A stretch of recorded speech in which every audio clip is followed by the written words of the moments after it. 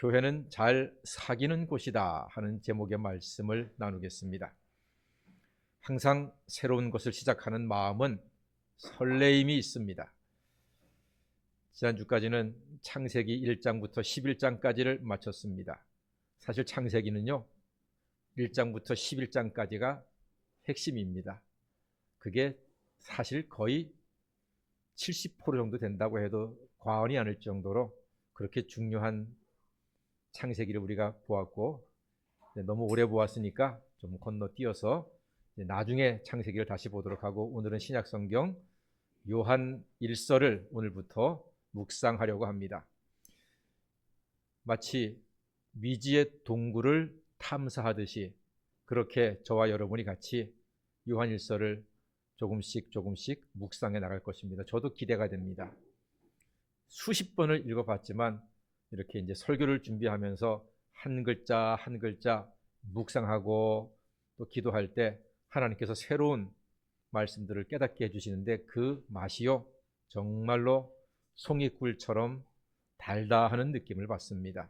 그래서 저와 여러분들이 이 말씀을 통해서 송이꿀 같은 하나님의 말씀을 맛을 더 새롭게 맛보게 되기를 간절히 소망합니다. 사도 요한은 별명이 사랑의 사도입니다. 그래서 요한 1서에 보면은 사랑이라는 말이 많이 나옵니다. 고린도전서 13장이 사랑장이죠. 요한 1서 4장도 사랑장입니다. 그래서 요한 1서에는 사랑, 사귐, 교제 이런 말들이 아주 중요한 단어이고 그쪽으로 우리에게 많은 영적인 교훈을 주는 책입니다. 힘든 시대에 사랑으로 사귀면서 잘 살자, 잘 믿자 하는 책이 요한 1서입니다. 사실 어떤 시대이든지 신앙생활이 편한 때는 없었어요. 다 힘들어요. 모든 세월, 모든 시대가 다 힘들어요. 환난도 많고 시험도 많고 질병도 있고 죄악 때문에 흔들리기도 하고 우상이 도전하기도 하고 여러 가지 위험들이 많이 존재하면서 우리는 살고 있습니다. 여러분 4.1운동 할 때만 힘들었을까요? 6.25 전쟁 할 그때만 힘들었을까요? 지금도 마찬가지입니다. 지금도 힘들어요. 많이 살기 좋아졌지만 여전히 인생살이는 만만치 않습니다. 쉽지 않습니다. 특히 요한 1서는 이단에서 교회와 성도를 지키고자 하는 하나님의 뜻으로 기록된 책이 바로 요한 1서입니다. 이단에 의해서 교회가 흔들리고 성도들이 흔들리고 진리가 위협받는 오늘의 상황과 비슷합니다. 그래서 우리는 요한 1서에 대하여 관심을 갖고 귀를 기울이려고 합니다. 하나님은요 사귐을 좋아하세요. 교제, 코이노니아, 프렌드십, 멤버십 이런 교제에 대해서 하나님은 관심이 많으신 분이에요. 그래서 창세기 1장에서부터 천지를 창조하실 때부터 하나님은 성부, 성자, 성령 이름하여 성삼위 하나님께서 협력해서 사랑으로 사귐으로써 당신의 뜻을 이루어 오고 계시다는 거예요. 그 첫 번째 증거가 사람을 창조하실 때 말씀하셨죠. 우리의 형상을 따라 우리의 모양대로 우리가 사람을 만들고 그 우리는 성부 하나님, 성령 하나님, 성자 하나님, 성삼위 하나님께서 역사하셨다 하는 사실을 증거하고 있는 것입니다. 자, 그래서 우리는 아담이 범죄한 후에 자기가 벗은 줄 알았잖아요. 하나님은 어떤 분인고 하니 범죄한 아담이 자기가 벗은 걸 알고 숨었습니다. 그때 하나님께서 먼저 찾아가셔서 아담아 네가 어디 있느냐 하면서 부르셨어요. 이렇게 찾으시는 분이 하나님이세요. 여러분도 가끔 가다가 좀 숨고 싶을 때가 있지 않습니까? 그냥 혼자 좀 조용히 어두운데 가만히 들어가고 싶을 때가 있지 않습니까? 아무도 나를 모르는 곳에서 좀 살고 싶지 않습니까? 그럴 때가 있습니다. 그런데 그때는 사실은 정상적인 상황은 아닙니다. 누구나 그럴 때가 있지만 그것은 나에게 힘든 것이 있고 아픈 것이 있고 외로움이 있고 지쳤다는 증거입니다.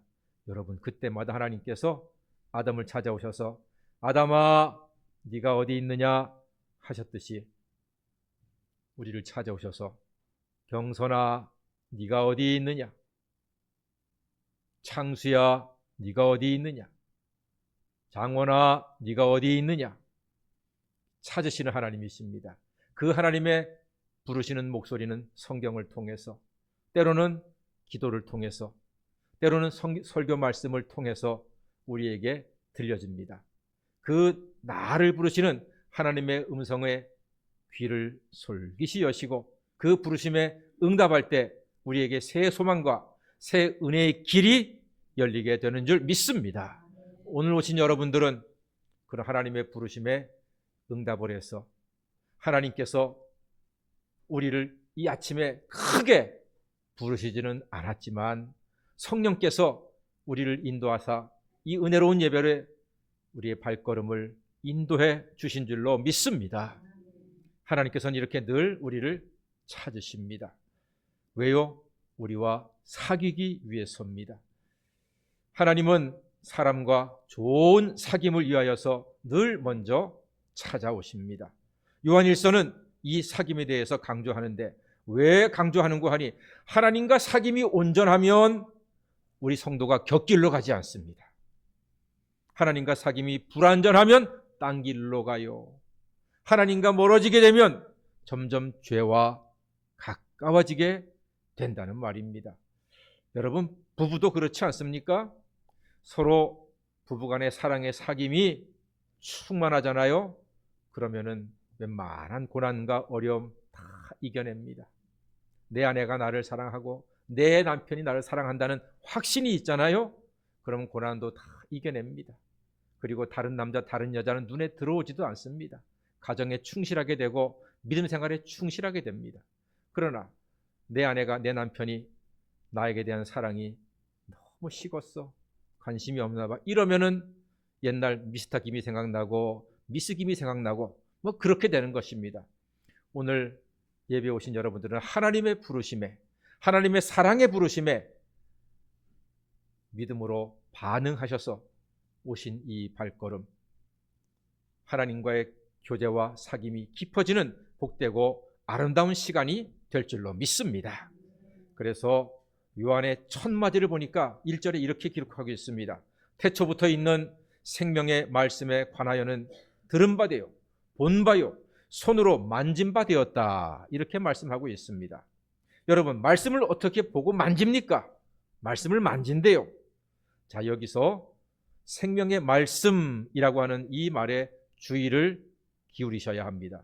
이 생명의 말씀은요, 이 세상에 말씀으로 오셨고 말씀을 친히 선포하시며 말씀 자체이셨던 예수 그리스도를 뜻하는 것입니다. 결국 신앙이 견고해서 천국 가는 날까지 온전한 신앙생활을 하려면 우리는 예수님을 듣고 예수님을 보고 예수님을 만지고 예수 안에 거하고 예수와 동행하는 삶을 살아갈 때에 온전한 신앙생활을 할 수 있는 것입니다. 교회와 성도는 예수 그리스도의 품 안에서 예수 그리스도의 반석 위에서만 온전하게 됩니다. 여러분, 예수와 멀어지면 아무것도 아닙니다. 남편과 아내가 멀어지면은요, 가정생활이 의미가 없는 것처럼 느껴질 겁니다. 일을 해도 재미를 느끼지 못할 것이고 아이들의 재롱도 반갑지 않을 거예요. 부부가 가까워지고 하나가 될 때 가정도 소중하고 열심히 일하려 땀 흘려 돈 버는 것도 기쁨이 있고 자식들이 더 사랑스러워지는 것입니다. 마찬가지입니다. 우리가 신랑 되신 예수님과 가까워져야 됩니다. 예수와 멀어지게 되면 남는 게 없습니다. 아무것도 없습니다. 예배도 재미가 없고 찬송도 별로 감동 못 받고 기도를 해도 하나도 믿음도 생기지 않고. 그러므로 사랑하는 여러분, 그리스도 예수의 반석 위에서 예수의 말씀으로 예수의 사랑을 힘입어서 이 험한 세상, 예수와 함께 승리하시는 성도가 되시기를 간절히 소망합니다. 예수가 없이는 소망이 없습니다. 예수가 없으면 우리의 앞길에 어떤 작은 문제가 와도 우리는 금방 흔들리고 넘어지고 말 것입니다. 부활하신 예수와 함께, 그 예수님은 바로 여러분 한 사람 한 사람을 위해서 십자가에 죽으시고 사흘 만에 부활하사 우리의 영원한 부활주요, 생명의 주요, 능력의 주요, 구원의 주가 되어 주신 줄 믿습니다. 그러므로 오직 예수 안에서만 온전한 신앙생활을 감당할 수가 있는 것입니다. 오늘 요한은 교회와 성도가 견고하기 위해서 필요한 것이 있다고 우리에게 가르쳐주고 있습니다. 3절 보니까 이런 말씀이 있네요. 우리와 사귐이 있게 하려 함이니 그랬습니다. 뭐가 있게 한다고요? 사귐이, 펠로우십, 프렌드십, 코이노니와 교제하는 겁니다. 함께 하는 것입니다. 교회는, 신앙은 잘 사귀는 거예요. 오해하면 안 됩니다. 첫 번째 사귐이 중요합니다. 그것은 하나님과의 사귐입니다. 이 시간 예배는요, 하나님과 사귀는 시간이에요. 우리는 예수 안에서 하나님과 사귐으로 죄사함과 구원의 기쁨을, 그 은혜를 누리게 되는 것입니다. 오직 예수 안에서 하나님과 사귈 수 있습니다. 하나님과 사귐의 최고가 무엇일까요? 그것은 바로 예배입니다. 예배가 이렇게 중요한 거예요. 하나님은 예배자를 책임지십니다. 예배자에게는 하늘의 신령한 복과 땅의 기름진 복을 폭포수처럼 허락해 주실 줄 믿습니다. 에스겔 47장에 보면요, 기가 막힌 말씀이 나와요. 성전에서 물이 흘러나오는데, 성전은 예배잖아요. 물은 은혜의 강물이거든요. 예배자에게 은혜의 강물을 주시는데, 와, 저는 그거 읽을 때마다 막 가슴이 벅차요. 물이 점점 흘러가서 나중에는 큰 강을 이루었어요. 은혜의 강. 예배 드리는 자에게 그 은혜의 강이 이루어지게 되는데, 세상에 그 말씀 보니까 그 강물이 닿았잖아요. 바다가 살아난대. 죽은 바다가 살아난대요. 사랑하는 여러분, 예배를 통해서 은혜의 강물에 손발을 적시는 자 살아나게 될 줄로 믿습니다. 예배를 통해서 가정이 살아나게 될 줄로 믿습니다. 여러분이 기도하는 나라와 여러분의 직장도 살아나게 될 줄로 믿습니다. 그리고요, 거기 물고기가 많이 산대요. 생물이 살아나고 물고기가 많아진대요. 어부가 난대요, 어부가. 그리고 강변에는 나무가 자라는데 과일이 풍성하게 되고요. 그리고 잎사귀는 사람을 치료하는 약이 된다고 성경에 기록되어 있습니다. 와, 여러분, 저는 에스겔 47장을 읽을 때마다 막 가슴이 뜨거워지고 벅찹니다. 예배자의 주시는 하나님의 말씀을 통해서, 예배를 통해서 여러분의 가정이 살고 심령이 살고 여러분의 삶이 풍성해지며 하나님께서 영육간에 강건하게 하시고 치유하는 놀라운 은혜가 예배를 통해서 여러분에게 허락될 줄로 믿습니다. 이것은 하나님과의 사귐에서 얻는 은혜요 축복입니다. 오늘 예배를 통해서 하나님과 깊게 사귀시고 여러분이 살아나고 가정이 회복되고 치유되고 그리고 질병도 치유되고 여러분의 가정도 형통하게 되고 번성하게 되는 놀라운 역사를 아버지께서 주실 줄 믿습니다. 하나님과의 사귐이 이렇게 우리에게 큰 은혜가 되는 것입니다. 다음으로 두 번째로는 성도 간의 사귐이 있어야지요. 성도 간의 사귐이 없으면은 신앙생활이 조금 밋밋합니다. 물론 요즘은 세상이 많이 변해가지고 교회 와서 하나님과 예배드리고 그리고 돌아가시는 분들도 많이 있어요. 뭐 그것도 나쁘지는 않아요. 그러나 기왕이면은 제가 신앙생활을 해보니까 교회 와서 하나님과 예배도 드리지만 또 성도 간의 교제도 중요하더라고요. 예수님 말씀하셨죠. 교회 와서 우리 성도들에게 하나님을 사랑하고 이웃을 사랑하라. 이 말은 무슨 말이에요? 하나님과 교제하고 이웃과도 교제하라는 뜻이에요. 성도 간에. 할렐루야. 하나님과 교제하고 이웃과 교제하라. 이 말씀을 쉽게 얘기해서 하나님을 사랑하고 이웃을 사랑하라. 그 말씀인 거예요. 자, 그래서 우리가 성도 간에 사랑이 필요하고 사귐이 필요한데 성도 간의 신뢰와 사랑이 깊어지면 행복합니다. 행복합니다. 하나님과 만남을 통해서 예배를 통해서 은혜 받으면 행복하고요. 교인 간의 사귐이 좋으면 행복합니다. 행복하기도 하고 행복하기도 한 겁니다. 이 모든 행복이 우리에게 하나님의 선물로 허락되는 성도가 되시기를 소망합니다. 만약에 우리 성도 간에 사귐이 약해지잖아요. 그럼 마귀가 틈탈 수 있어요. 마귀가 틈타요. 그래서 시험에 들 수도 있습니다. 그래서 주의사항이 하나가 있는데, 성도들 간에 물질 관계는 피하셔야 됩니다. 혹시 물질 관계가 있으신 분이라면 빨리 해결하세요. 아니, 빌려준 분이면 혹시 빌려줬다면 그냥 잊어버리세요. 주세요. 교회에서는요, 빌려주는 거 아닙니다. 주셔야 됩니다. 주면은 괜찮습니다. 근데 빌려주잖아요? 그럼 뭘 받을 생각합니까? 이자 받을 생각합니다. 그리고 예배 드릴 때도 박 집사가 이자를 안 주네. 아멘 하루 은혜를 받아야 되는데 김 집사가 왜 이자를 안 줄까? 전화를 해야 되나 말해야 되나? 이 생각이 들어오면은요, 은혜가 안 되고 시험에 들고 마귀가 고통을 탁 짚고 내려와가지고서 헤집어 놓습니다. 그러니까 교회에서는요, 누가 돈 빌려달라 그러면은 오케이, 내가 이걸 줄게, 주세요. 그리고 잊어버리세요. 그게 제일 편합니다. 금전관계가 기도관계로 회복되시기를 주의 이름으로 축원합니다. 이게 기도가 중요한 이유가, 성도가 금전관계에서 기도관계로 회복되는 게 정말로 중요한 이유가, 서로 위해서 기도하잖아요. 이 기도의 삼겹줄이 됩니다. 기도의 삼겹줄은 끊어지지 않습니다. 자동차가 수렁에 빠지면은 줄을 연결해서 견인을 합니다. 근데 이 줄이 약하면은 툭 끊어져 버리면요, 차 완전히 굴러떨어져서 망가져 버립니다. 근데 기도의 삼겹줄, 튼튼한 줄로 쫙 끌어내야지 자동차가 안전하게 밖으로 나와서 수리를 해서 탈 수가 있는 겁니다. 금전의 줄은 끊어져 버리면 서로 상합니다. 기도의 삼겹줄은 끊어지지 않습니다. 사랑하는 여러분, 우리 모두 다 인간적인 계산의 줄이 아니라 서로 사랑으로 기도하는 기도의 삼겹줄로 연결이 되셔서, 혹시나 우리가 시험에 빠지고 누워있을 때 그 기도의 삼겹줄로 견인되어서 일어나서 회복되어서 은혜의 길로, 생명의 길로 나아가시는 성복교의 모든 교우가 되시기를 간절히 소망합니다. 질문 드릴게요. 여러분, 성도 간에 사귐의 목표가 어디에 있을까요? 사귐의 목표, 조금 어렵지요.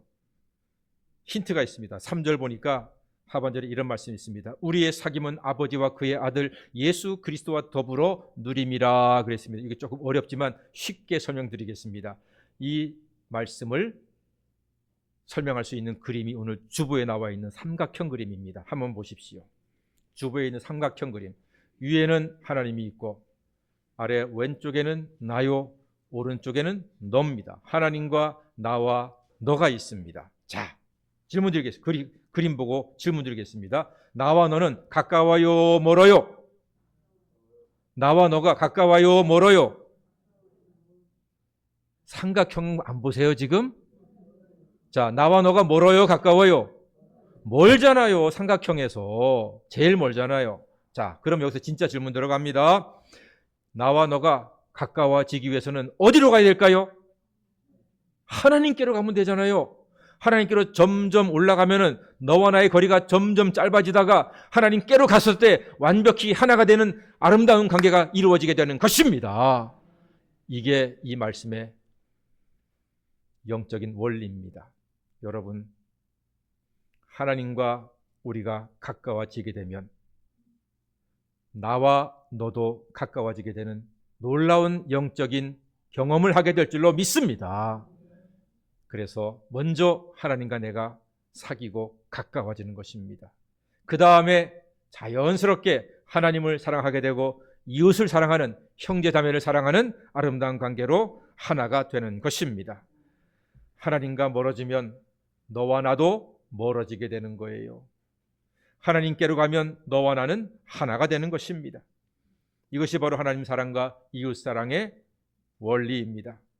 부디 예수 안에서 하나님과 하나가 되시고 너와 나도 예수 안에서 하나가 되는 사귐의 기쁨을, 그 사랑의 기쁨을 날마다 누리며 살아가시는 우리 모든 성복가족 되시기를 주의 이름으로 간절히 축원합니다. 아멘. 기도하겠습니다. 사랑의 주님, 저희들이 예수 안에서 하나님과 사귐이 있고 그 안에서는 성도 간의 사귐이 있어 날마다 천국의 기쁨을 누리며 예배로 승리하는 성도가 되게 하여 주시옵소서. 예수님의 이름으로 기도하옵나이다. 아멘. 찬송가 220장을 부르겠습니다.